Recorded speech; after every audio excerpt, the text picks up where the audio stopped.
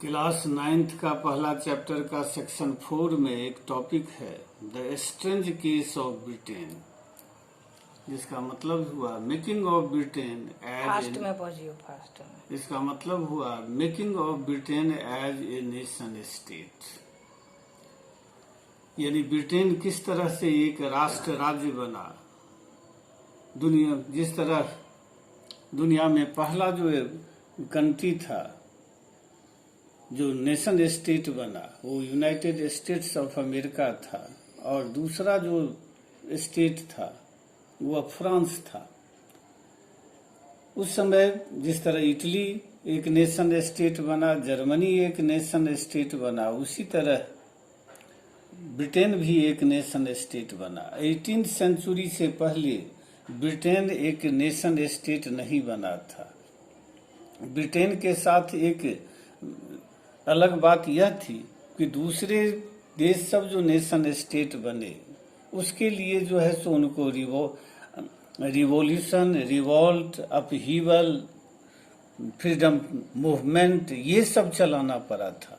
जैसे अमेरिका को freedom movement के द्वारा जो है सो आज़ादी दिलाई गई और उसके बाद वह नेशन स्टेट बना।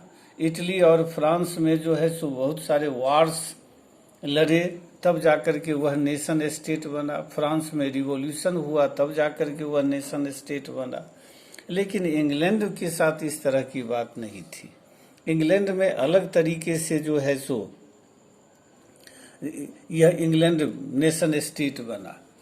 इंग्लैंड में उस समय 18th सेंचुरी में 4 एथनिक ग्रुप्स के लोग रहते थे, जिसमें एक इंग्लैंड में रहने वाले इंग्लिश, वेल्स में रहने वाले वेल्स लोग कम्युनिटी के लोग, स्कॉटलैंड में रहने वाले स्कॉट लोग, और आयरलैंड में रहने वाले आयरिश लोग। ये 4 एथनिक ग्रुप से के लोग रहते थे जो 4 अलग अलग आइल्स में आइलैंड में रहते थे। स्कॉटलैंड एक अलग आइलैंड था, आयरलैंड एक अलग आइलैंड था, वेल्स एक अलग आइलैंड था, इंग्लैंड एक अलग आइलैंड था।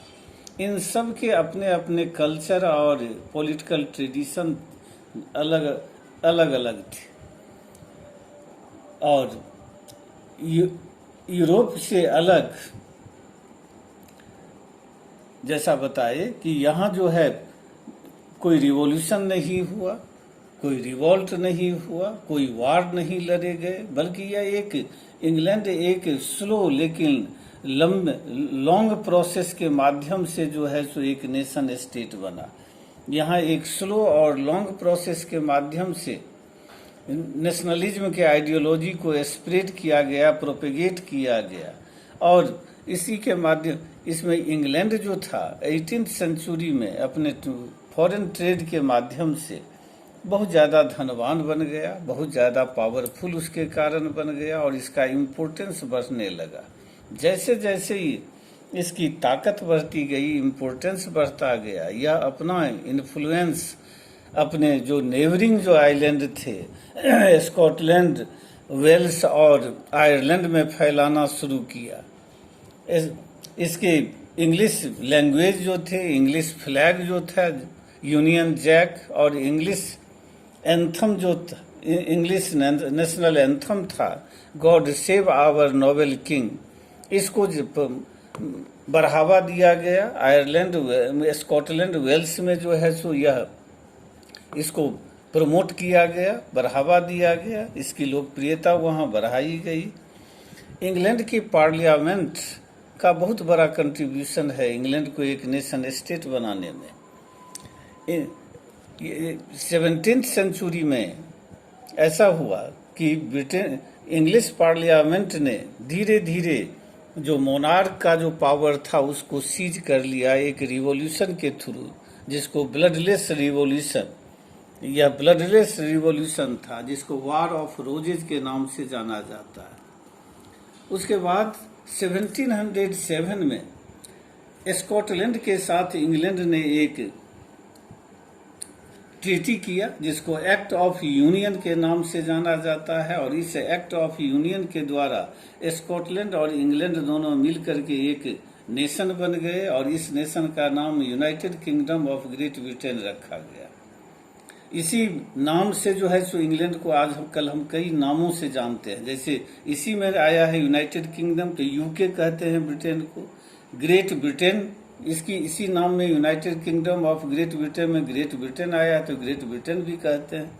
सीधे ब्रिटेन कहते हैं, क्योंकि इंग्लैंड के लीडरशिप में यह एक नेशन स्टेट बना, इसलिए बोलचाल में आज भी ग्रेट ब्रिटेन को हम इंग्लैंड भी कहते हैं। ये सब का मतलब एक ही कंट्री हुआ।